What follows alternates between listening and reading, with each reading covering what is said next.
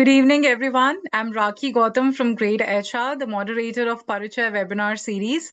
Thank you so much for joining us today on the very first episode of this new year. Wishing you all a very fantastic 2026.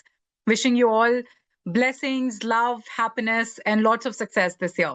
Thank you so much for being a part of our Great HR journey so far.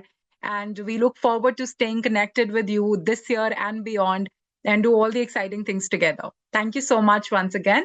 Now, the topic for today is something that impacts every organization, every payroll cycle, and every employee's take home salary, especially as we step into this new financial year and, we discuss on the submission of proof of investment for financial year 2025-26. Now, before I go into that, let me quickly take you all through the agenda of our session. It's pretty much the same. We'll follow the same, overview of first discussion with our expert on the topic, which will then be followed by an audience Q&A.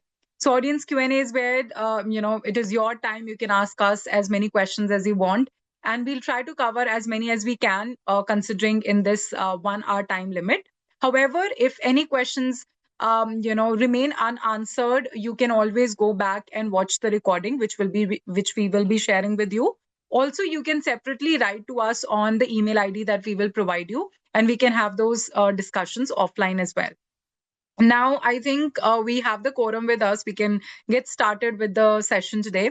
Submission of investment proofs is often seen as a routine compliance activity, but in reality, it plays a critical role in payroll accuracy, TDS calculations, employee trust, and year-end tax compliances. So, delayed or incorrect submissions can lead to tax mismatches, employee dissatisfaction, and avoidable corrections at year-end. So, with increasing digitization of payroll and stricter tax reporting, it's very important than ever to get this process right. And today in this session, we will be exploring in depth about the submission of proof of investment, and we'll be covering about importance of timely employee investment proof submission, key documents accepted for tax saving declarations, common errors found during verification and review, impact on payroll accuracy and TDS calculations, and best practices for smooth digital proof submission. Now, to guide us through this important discussion today, we are delighted to have here with us CA Ruchika Bhagat, Managing Director, Brooks Consulting Private Limited. A lot of you already know Ruchika, but for those who are joining us for the very first time, let me quickly take you all through her profile. So CA Ruchika graduated from the University of Delhi in the year 1996 and became a member of the Institute of Chartered Accountants of India in 98. She's a strategic advisor in setting up businesses in India for foreign companies and taking care of its compliances. She specializes in business advisory, tax, regulatory, and risk advisory. She's also a business professional with over 25 years of experience helping other businesses grow and be more profitable. She has a strong and genuine passion for business growth and sustainability and has a vast knowledge of working with Indian companies as well as many foreign companies too. So once again, thank you so much, Ruchika, for joining us. We are thrilled to have you here. Thank you, Rakhi. Thanks for the wonderful introduction, as I always say. So I'm delighted to be part of this webinar once again. And before we proceed ahead, let me wish you, your Great HR team, and everybody who is here in webinar a very happy and healthy new year. Thank you so much, Ruchika. Thank you so much. It's our pleasure to host you, and we're looking forward to all the insights that we can gather from you today. Now, before we get into the discussion and uncover all that we are going to be doing, I just want to also check with our audience as to where their organization currently stand in terms of managing their investment proof submission. So what I'm going to be doing is launching a poll right now, and I would urge each one of you in the audience to participate in this poll. It is not a right or a wrong question. It is just to understand your perspective, and that can help us, that will definitely help us tailor our, insights today too. So let me just launch the poll now. Okay, here it is. How does your organization currently manage investment proof submission? A, fully digital and streamlined. B, partially digital, partially manual. 3 mostly manual or still evolving or no structured process for now. So some 25% of you have already participated. The rest of you, please do. We'll keep this for another 20 seconds.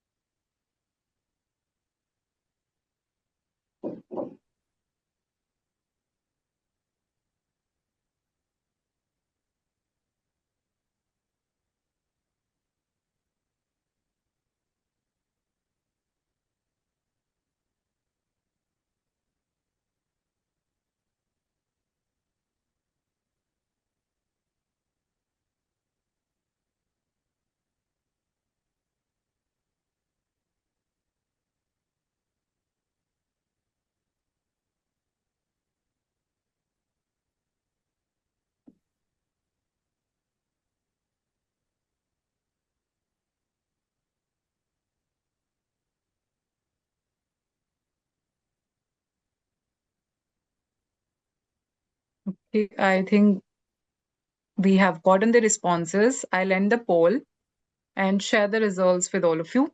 So 52% of you, the majority of you are saying that it's fully digital and streamlined. 32% says partially digital, partially manual. 10% mostly manual and 6% still evolving. So thank you so much, everybody, once again for participating in this.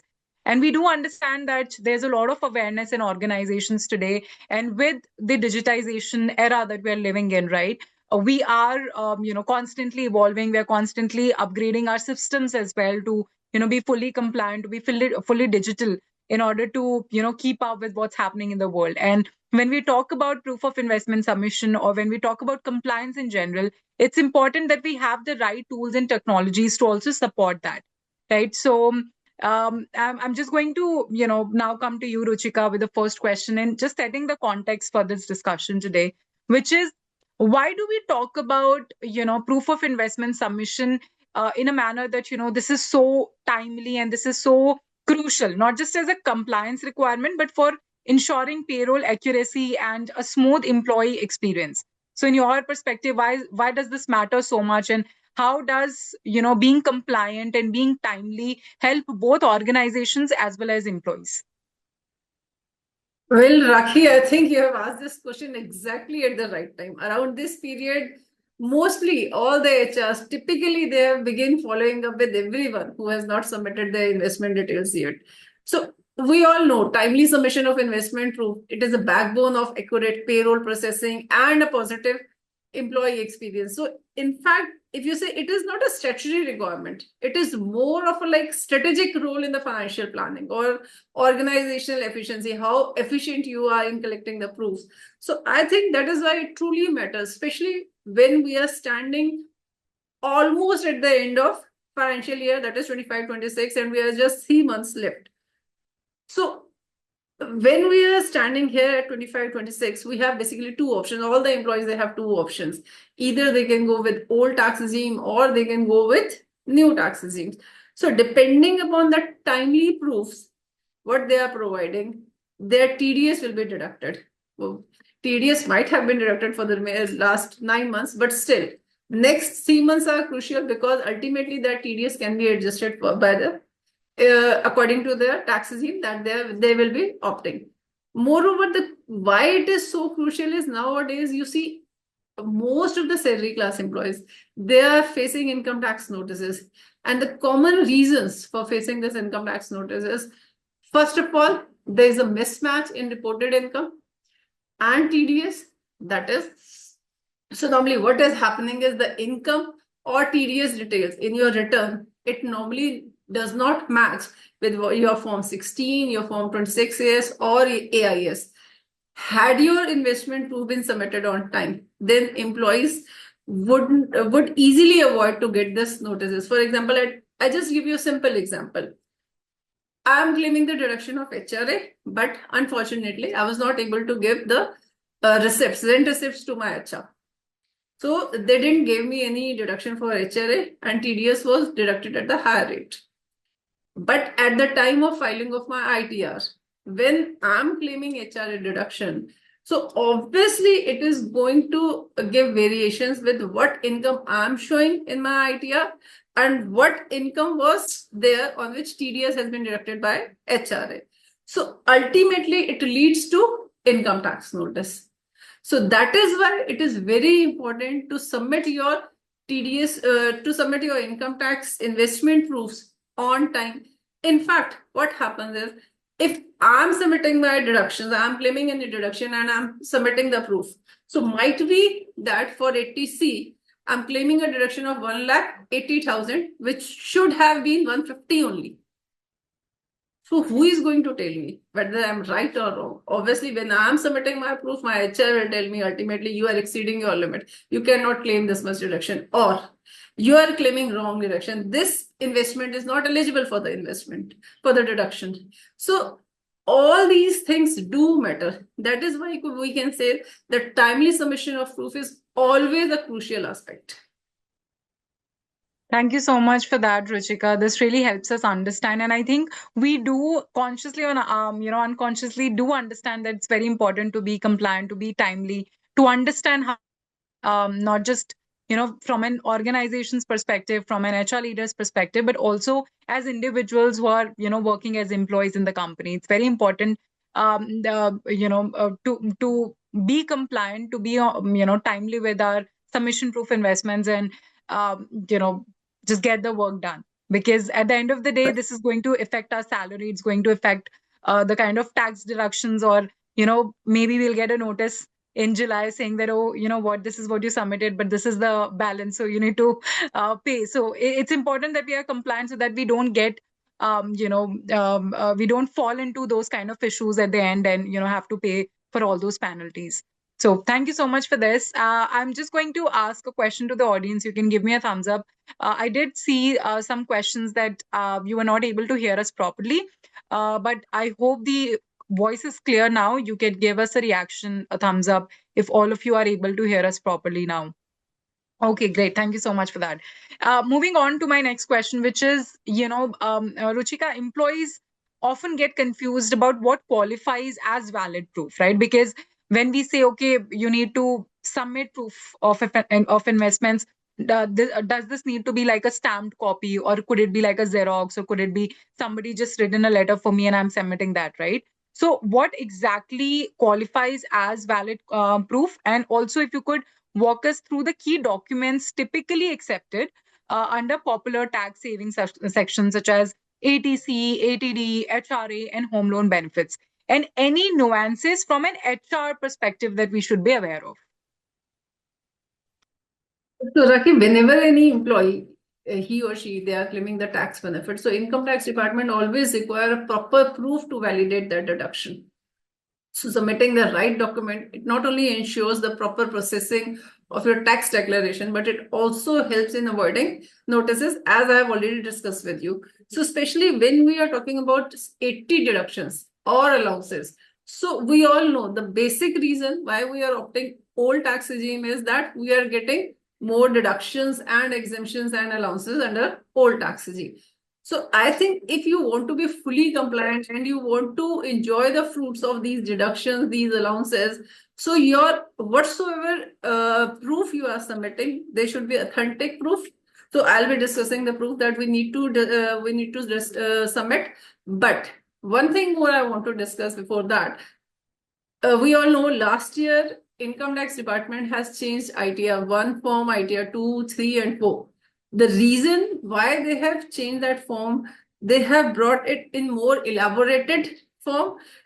More and more details are required, specific details are required, in fact, I can say, so that they need to know where, how, and how much you have invested in any particular investment that you are claiming the deduction under Chapter 6A. So while we are talking about this section 80 deductions, that is, you have said 80C, 80D, and let me discuss this. But we should know that you should not upload investment proofs in ITR, but the ITR form requires a detailed disclosures. They don't need to upload the documents, but they need detailed disclosures of your deductions that you are claiming. That is, you should have the proof with you, but you should declare the details in your ITR form vis-a-vis. So when we are coming to Section 80C, we all know that we get a deduction of rupees 1,50,000 under 80C plus additional deduction of rupees 50,000 more under NPS scheme, that is 80CCD 1B. So in total, the deduction is of rupees 2 lakhs. And there is the endless list in 80C where you can invest and you can get this deduction. Again, the prior condition of getting this deduction is that you have to mention the policy number, you have to mention the document identification number of which investment you are making it. For example, if you are investing in life insurance premium, so life insurance premium receipts should be there with you. If you are investing in PPF passbook, PPF deposit slips can be there. In case of ELSS scheme, there should be ELSS statement should be there with you. If in case you are claiming the benefit of tuition fees, so maximum tuition fees that you can claim is for 2 children only, not beyond that. One thing. Second thing is only tuition fees can be claimed as a deduction under Section 80C. If you are paying any school fees of your kids, that is not allowable under 80C. Similarly, if you have invested in Sukanya Samriddhi Yojana, then a deposit proof should be there in hand to claim that benefit. While coming to deduction under Section 80D as a medical premium, so we must know if in case we are paying any medical insurance premium, then it can be paid by any mode other than cash. Then only you can claim this deduction. So when I say other than cash, which means you can pay it through check, you can pay it through debit card, you can pay it through credit card or UPI, any other mode, but other than cash. But if in case you are taking any health checkup policy, then that can be paid in cash. And maximum benefit that you can claim under Section 80D is of rupees 1 lakh. So as and when you are claiming this deduction, for this, you need to submit the premium proof. That is whatever premium you have paid, that proof need to be submitted. Coming to HRA, that is the major deduction, I think, which most of the employees might be taking. So in case of HRA, rent receipt should be there, rental agreement should be there, your landlord PAN card should be mentioned if in case your rent exceeds rupees more than 1 lakh. One thing more I want to discuss here, though it is not related to the document submission, but still, if in case, many a times it happens that I am claiming HRA, vis-a-vis the landlord has to claim rent as an income in his ITR. If in case he is not claiming rent as an income in his ITR, then I have to revise my return. So employees need to check if they are claiming HRA.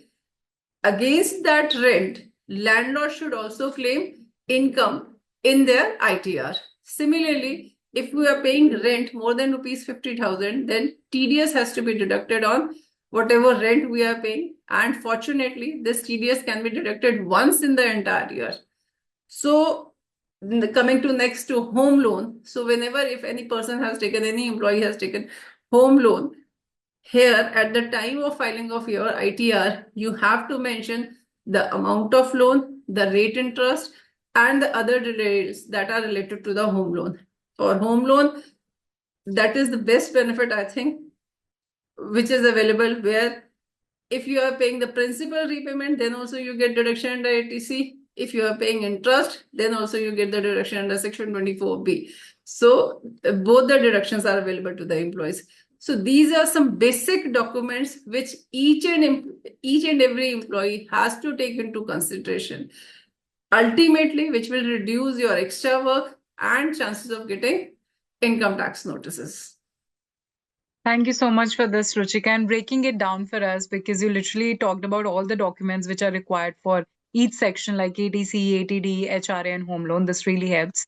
Now, coming on to my next question, which is, what are the direct implications on TDS calculations when investment proofs are either not submitted on time or submitted incorrectly? And how does this affect employees during year-end tax calculations and, reconciliation? So, Rakhi, we have to understand that timely and accurate submission of investment proofs or investment declaration is very critical for calculating TDS. So when employees submit their proof late or incorrectly, the impact on TDS obviously differs under the old tax regime as well as under new tax regime. But in both the cases, it directly affects your monthly take-home salary and ultimately year-end tax reconciliations. So let me discuss this one by one. Firstly, I'm going to discuss impact of TDS under old tax regime. Why so? Because we all know that most of the deductions and exemptions are available in old tax regime only. So if in case I'm claiming deductions, exemptions, and I'm not submitting any proof related to those exemptions and deductions, then obviously your HI is going to deduct TDS at the higher rate. So you won't be getting any benefit of investing in those deductions or exemptions.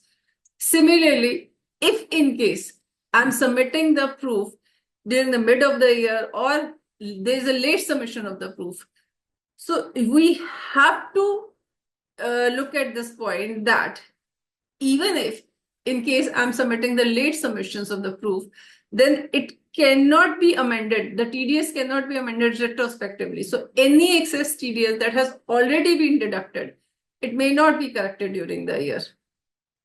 Furthermore, to add this point, if in case I'm not submitting any investment proof or I'm late submitting my investment proofs, so obviously as the TDS has been deducted, so I have to depend on my refund. That is, I'm blocking my income in refund. So I have to wait till the time I'll get my refund. Moreover, apart from this, as I have already told you that there will be a variation in what income I'm filing in my ITR or what income will be there in Form 16 or Form 26. Yes. So there will be a huge mismatch in that case. Similarly, when we are talking about this was all about the old tax regime. So when I'm talking about the new tax regime, so basic provision of which the employee is very clear why he is filing for old new tax regime. Obviously, he don't want to get any deductions or exemptions, but ultimately, I need to check whether I liable to file my ITR under new tax regime. So I give you an example. What happened recently during filing of ITR season only?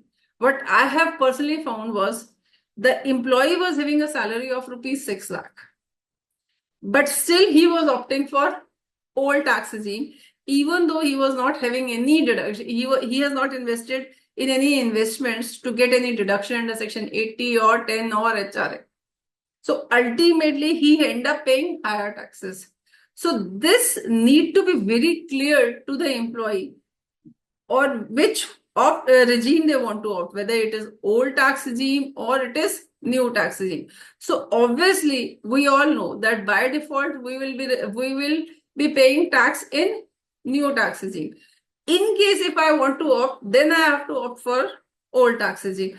But looking at the tax calculators, we should check before filing of our ITR or before submission of investment proofs or before the starting of the year, which way we want to go for, either new tax regime or old tax regime. Because whichever method we are going to opt, either old or new, ultimately late or incomplete proof submissions will lead to the higher TDS. It will reduce your take-home salary. It will be adding more dependency on the year-end refunds. Very, very true. Thank you so much for this, Ruchika. And it shows that, it's also very important that we understand how both the regimes might or might not benefit us. And I think there's already a lot of conversation still happening about how, if this is like, should I go for old tax regime or should I go for new tax regime? And this breakdown does help us understand that in a better way. So thank you for that. Now, before I go on to the next question, since most of us joining today are HR professionals, payroll managers, I wanted to launch a poll to understand from them, about how they are managing right now about, this investment proof submissions and what are the kind of challenges that they generally face. So I'm going to launch this poll. The question is, what is the biggest challenge you face during investment proof submission? Is it employees missing deadlines, incorrect or incomplete documents, manual verification effort, or system or process gaps? So This will be live for another 20 to 30 seconds.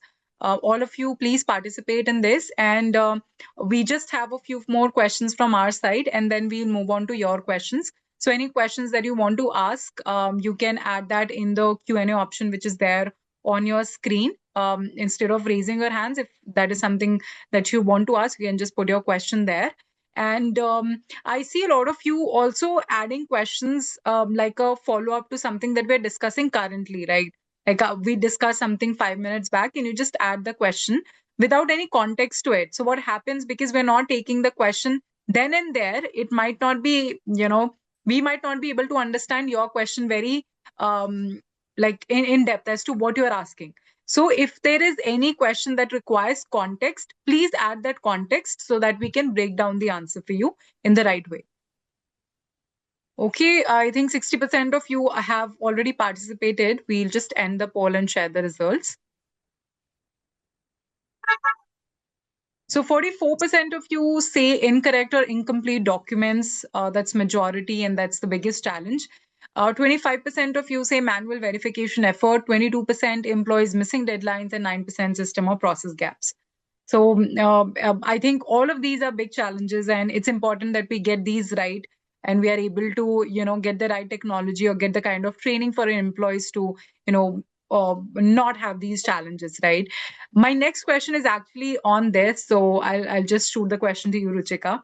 Now, we do understand that many organizations are moving to a digital solution HR platforms. We at Grade HR, we are a full suite HRMS, fully compliant. And a lot of our audience already use Grade HR, that I think reduces a lot of manual effort and, all those timely reminders that you can send to employees, among other things. But from your perspective, Ruchika, what are some of the best HR and payroll team, like best practices that HR and payroll teams can adopt to ensure that we are following a smooth, error-free digital proof submission? So, Raki, if the organization has offline utility of filing of investment proof, so it creates a lot of confusion. We have already seen this through just now you have run this vote cap, through that we have seen it. So it normally creates a confusion while filing, because what happens is employees file their submissions, their proof submissions in installments, one thing. They file it via different folders or mail. So it tends to happen that HR skips some of the investment proofs. And ultimately, it leads to the higher deduction of TDS. But as you rightly said, thanks to the digital platforms and online HRM portals, especially like Grade HR. So here the documents are always filed in the standard format. In fact, there is a single platform where you can receive all the data. So it reduces the risk of getting the data through multiple mails or multiple folders. Employees can also get the remark of acceptance or rejection of the investment proof for the relevant deductions. Similarly, employees can also themselves they can upload the investment proofs. Investment proof can be allocated to a relevant section under which they want to claim the deduction. So if in case any investment proof has been filed wrong by the employee, then HR can specifically open that single tab where the employee can again submit the relevant proof against that investment, against that deduction.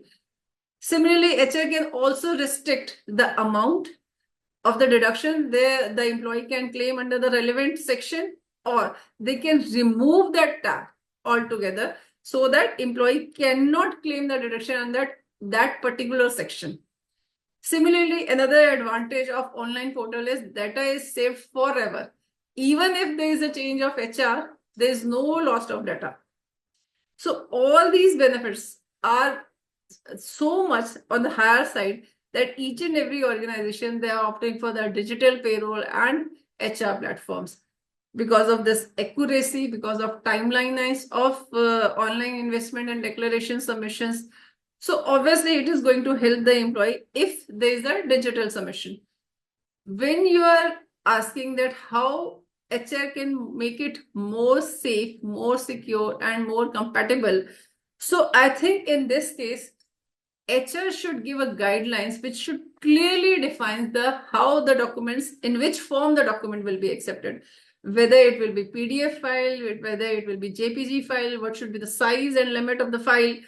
Then there should be a naming convention should be there. So these guidelines should be provided to the employee. One thing. Second thing is HR should make sure that centralized proof submission through one HRM portal should be there. As I said, instead of multiple mails. So ultimately, this is going to control data security, easy tracking of submission will be there. Similarly, automatic validations and checks can be enabled for the relevant fields. Data limit, date limit should be there, eligibility rules should be there, so that it can minimize your manual errors. HR can communicate the deadlines well in advance and should give the automatic reminders to the employees. Ultimately, this will avoid the last minute rush and payroll delays also. In fact, HR can also lock the payroll by describing the threshold lands date, so that if in case you are going to submit your investment proof beyond this threshold date, then window is closed, no submission can be made. Apart from this, there can be step-by-step guidelines, FAQs, short videos can be there, or training sessions can be there, so that it can clearly update employee how they have to submit their relevant investment proofs. Checker maker approach can be there, audit trails can be maintained, so that a documentary history can be maintained. So all this can lead to ultimately real-time status visibility. That is, anytime on real-time basis, HR or the employee himself can check whether their proof have been submitted, or it is still pending, or it is approved, or it has been rejected. And last of all, periodical review can be done by the HR, so that they can give the feedback to the employee. If anything has wrong or any wrong submission has been done, they can systemize the rules and regulations. So altogether, clear communication, automation, and strong control, I think they can better improve the submission of investment documents.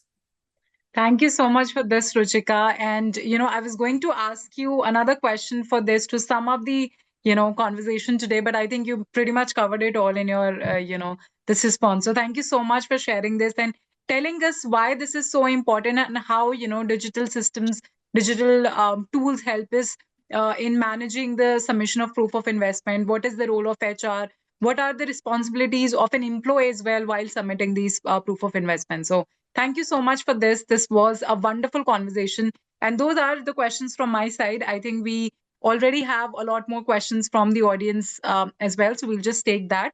But before we get into the audience questions, I just wanted to again quickly remind everybody that we'll try to cover as many questions as we can. But if your questions are unanswered, you can still write to us. We will provide you with the email ID of both, from Great HR as well as Ms. Ruchika, and you can directly be in touch with her for any deeper discussions that might be required on the questions that you have. And for all of you who might have joined us a little late or couldn't stay, till the very end, this recording will also be uploaded on our Great HR's official YouTube channel. So you can always go there and watch it later. Mailer will also be sent to you. So, be rest assured, we will try to send you and, provide you with all the information and insights that you can get on proof of investment for 2025-26. Okay, I will, jump on to the audience questions now. The first question is from Ankit. The question is, Ruchika, if someone is unable to submit the proof of investment like telephone or petrol bills by 31st March 2026, in that case, will the company pay the amount in March salary after deducting the tax? So look, it depends on the policy of the company, how the company, what policies the company have. So at times, apart from 31st March, what they do is they fix up the threshold limit till, because we can last TDS return file can be filed till 31st May. So what they normally do is they fix up the date till 30th April that you have to submit your investment proofs by then. If in case you submit your investment proof by then, obviously they are going to deduct TDS accordingly for the March month salary. But again, as I said, it lot depends upon your company policy. Understood. The next question is, so this is from an anonymous attendee that says, I have moved to new tax regime only from this year and I have two queries. One is switched my job in December 2025. Please provide your guidance on tax declaration. Second, please guide us on the timelines. On the Okay, I think the question got answered by the team. Okay. Okay, no. Please guide us on the timelines to file ITR and proof submissions expected, if any, for new regime. Look, under new tax regime, I think under NPS only you are going to get the benefit. One thing. Second thing is, but here specifically when you have said that you have shifted from one job to another during the year, so I'll suggest it is better to file form 12 to the new employer. Reason being, he will be able to come to know what exact TDS has been deducted earlier from your salary, what salary you were having, and if in case you have any extra income other than salary, you can also disclose that income also. So based on that, your TDS can be properly deducted. As I said, that investment proofs varies from company to company, what is the deadline and how they have to be submitted. So for that, you need to ask your HR. Understood. Thank you for this, Ruchika. The next question is from Srija Girish. When an employee resigns, should we ask for proof of investment, or does final settlement without and do final settlement without releasing the declaration? Many people will have LIC receipts, etc. at the end of the year. In these cases, can we keep the declaration value and do the final settlement? Look, even if employee is promising or they are telling that they will be doing it, they will be investing in certain specific investments to get the deduction. But for that, obviously, the new employer will be responsible. So till the time the employee is working with you, based on that salary, you can deduct TDS. Because obviously, if the employee is going to file form 12 to the new employer, then that new employer will be deducting TDS accordingly, keeping what earlier has been deducted. Okay, understood. There's this question from Sanjay Tyagi, a very situational question, but I think a lot of people are curious. How can the tenant ensure that the landlord reports the rental income in his or her ITR? In fact, this is very important question because this is very practical scenario, I tell you. Many a times, your landlord, he's not showing that income in his ITR, where you are claiming the deduction of HRA. So ultimately, you are the one who will be facing a notice because the other person is not showing that rent as his income. So yes, this is up to your relations, but yes, you need to check this from your landlord whether he is showing this as his income or not. Understood. Next question is from Deepak S. Employees have insurance policy, but also a few medical bills. Will HR consider it? HR bill, as I said, that you can get for health, you can get the benefit for health checkup. That's it. But if in case there is any medical bill that is related to ATDD, that need to be taken into consideration. But provided conditions mentioned as per ATDD are also satisfied. Understood. There's one question from Srija Girish. As of now, we need to manually check the documents of each employee with declared values and the validity of the documents as well. If there are any option to check this using AI and Great HR. So, any questions related to Great HR, or if you would like to get a demo on how Great HR can help you, in validating and your submission proof of investments, you can reach out to me separately. I will share my email ID with all of you, and we'll connect you with the right person to help you, get a demo. Or if you all are already on a plan, we'll help you, upgrade that if required, or give a demo of how this is done. Okay. Moving on to the next question, which is this is from Deepak G. In every month, while creating payroll, we see two radio button for proof of investment to all employees. Basically, we escape and go for that month creation. Can you explain about? Okay, I think not sure if this is a tool related question.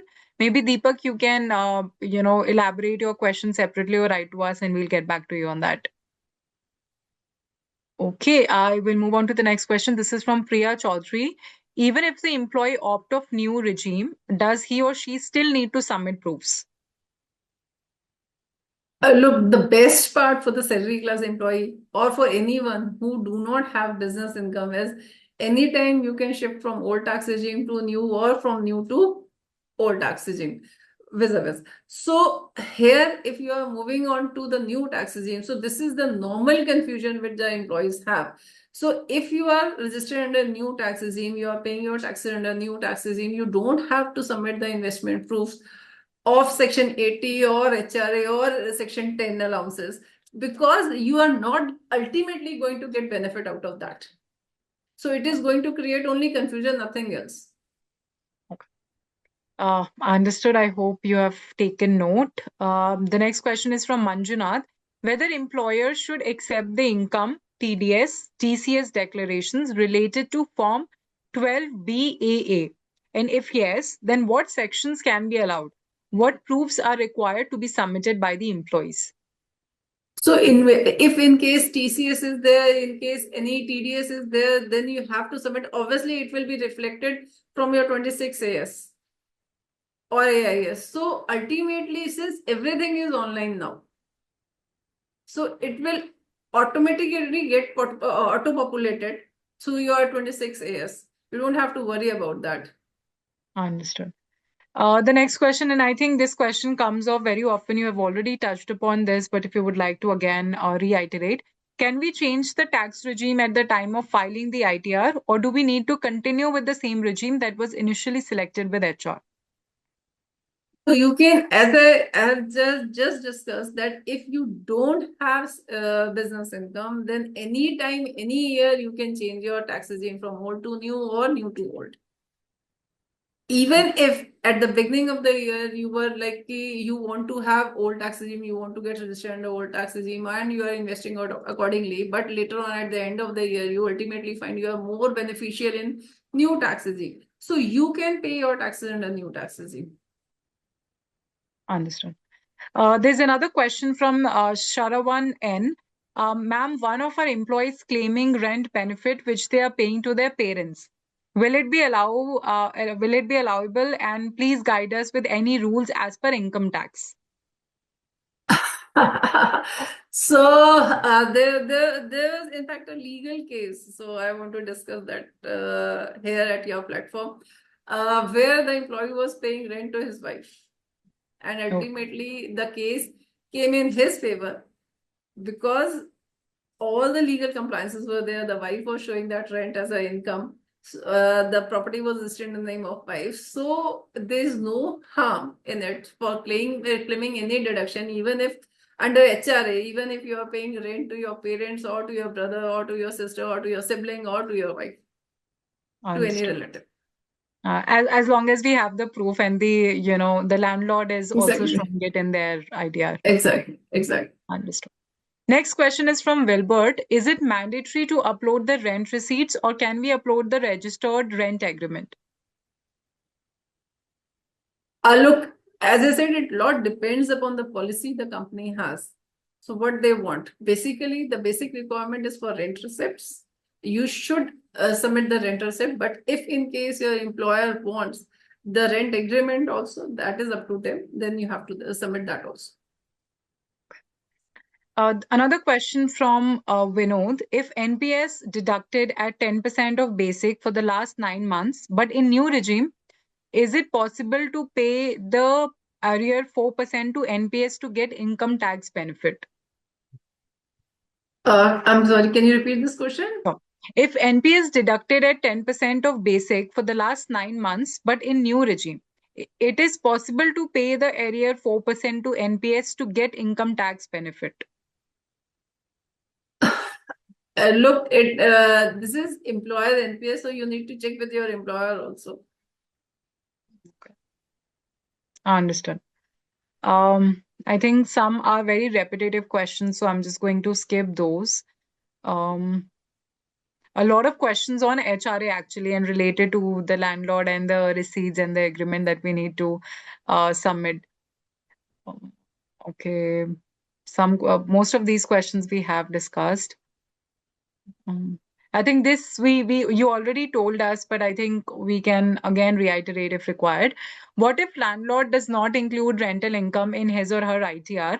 Will tenant receive the notice, or landlord will receive notice for not including the rental agreement, as the same has already been reported by employer through Form 24Q4? Look, if your landlord is not showing it as an income, obviously you are going to face notice. Income tax will be serving notice on you because you are the one who is claiming this deduction. And ultimately, while replying on that notice, you can anyhow show that you have been deducting TDS and this was a legal agreement was there. So then onus of proof will fall on the landlord, but otherwise you will be the one who will be getting this notice. Understood.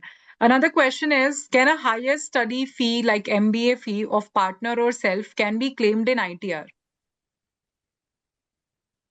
Under what head? Is it Right. under salary? So under salary, it is not allowed. Okay. Okay. So that's a no. Understood. Another question from Ruchika Vatsa. This is, I need clarification on NPS contribution rules. Can an employee deposit the entire eligible NPS amount for a financial year in a single lump sum, or is it mandatory to deposit only on a monthly basis through payroll? Normally, it is on monthly basis only. Okay. And it's just a follow up. Our organization was registered under NPS in November.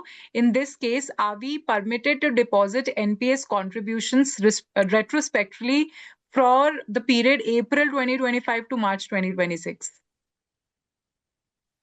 If in case your employer has been registered from November, I think it will be applicable from November itself. Understood. Another question. This is from Navina Shetty. Under Section 80G, what percentage of the donation amount can an employee claim for a tax deduction? Is it 50% or 100%?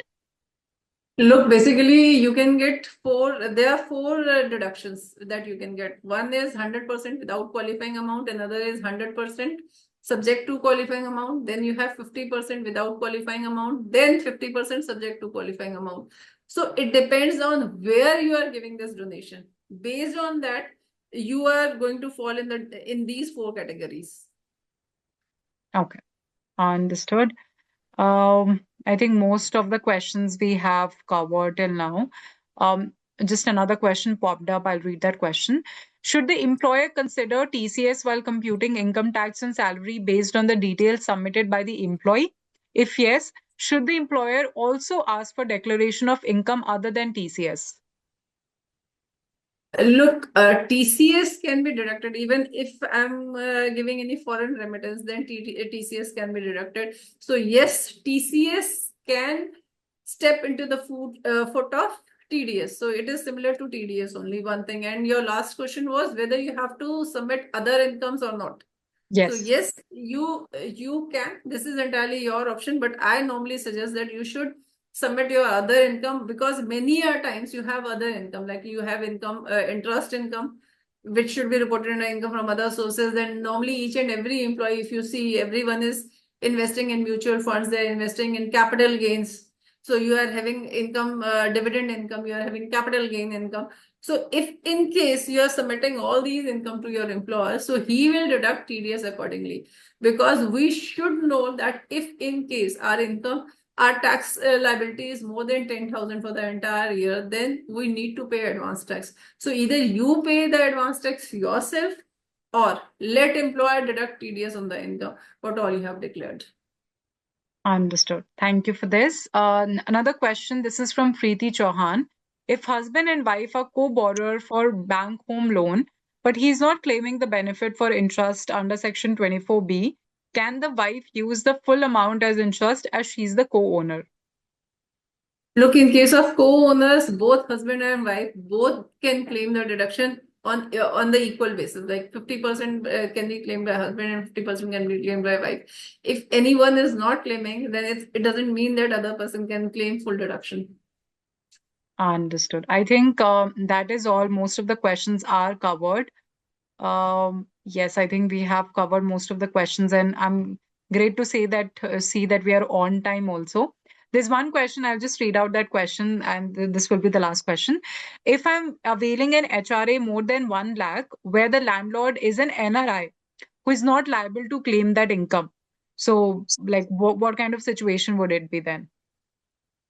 So look, if even if your landlord is NRI, but still you see he is earning income from India only. So this income is arising from India. Being NRI, since income is arising from India, he's supposed to pay taxes in India. And you are supposed to deduct TDS, irrespective of whether he is NRI or he is resident of India, because ultimately this income is taxable in India. Okay, understood. And Thank in your case, you must be depositing this rent in India only. right. So you have to deduct TDS. Even if you are not paying it in India, you are remitting outside India, but still you have to pay tax in India. Understood. Thank you so much for this, Ruchika. And with this, we are pretty much done with the session today. And thank you so much once again for all the insights that you shared. This session clearly highlighted that investment proof submission is not just a compliance exercise, it's a critical link between employee experience, payroll accuracy, and statutory compliance. So thank you so much for sharing all those clear, actionable guidelines with us, and this really helps. Thank you so much once again, Ruchika. Thank you. My pleasure. Thank you. Thanks a lot, Rakhi. And thanks to our audience as well, a lot for joining us on the first week of January. It's not easy, I'm sure, but thank you so much for being such an enthusiast audience, for participating in the polls, for asking all those thoughtful questions, and also for sharing such feedback and hearts and thumbs up in the comment section for us. Thank you so much once again. Now, before we move, and I just wanted to quickly share with you all this HR survey that we're working on for 2026. And you can see on your screen, there's a QR code that you can scan. And once you scan this has some 17 questions on different parameters, from technology, talent, productivity, to the HR trends that we can look forward to in 2026. Since most of you are HR professionals, we would love to have your insights, your suggestions, and your perspective on this survey. So if you have some time, I would request each one of you to scan the QR code and fill this survey. This will help us shape what is it that we can expect in 2026, and we would be glad to have you as part of this survey. So we'll just keep this on for another 10 minutes. You can take your time. You can scan the QR code. Just in case you are unable to scan the QR code, I'm also going to put the link of this survey in the chat, so that you can just take the link from there and fill this survey. Just adding the link right now. Just give me a second.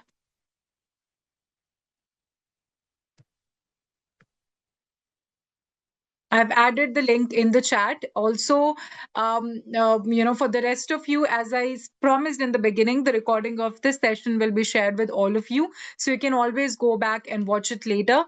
For if at all your questions were missed, not answered, or if you have any questions that you would like to get deeper analysis on, you could connect with us on 2 email IDs. I'm going to put that also in the chat right now. So you can take that email ID and send us those one-on-one emails, and we can discuss this offline. So I'm going to put in the email IDs now.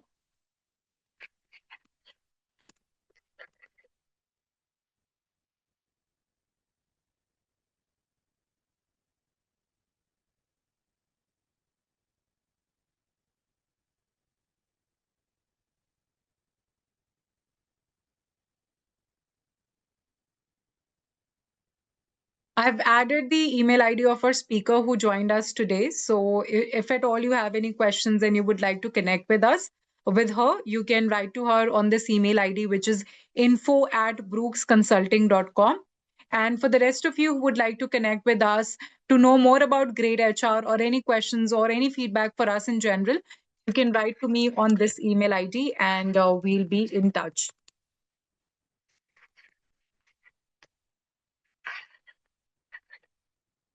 Also, what I'm going to be doing is, as I said, the recording of all our Parichaya webinar sessions are available on our YouTube channel.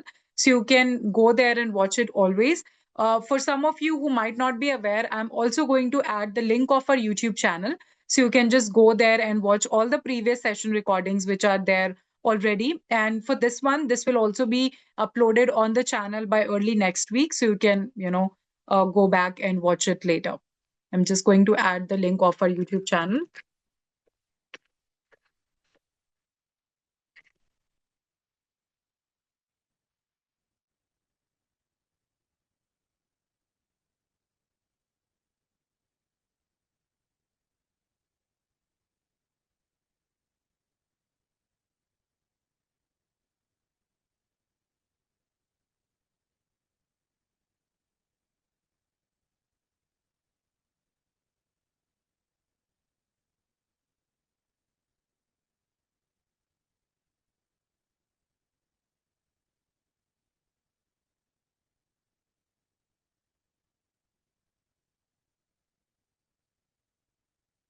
Okay, so I have added the YouTube channel link as well for all of you to check out the recordings there.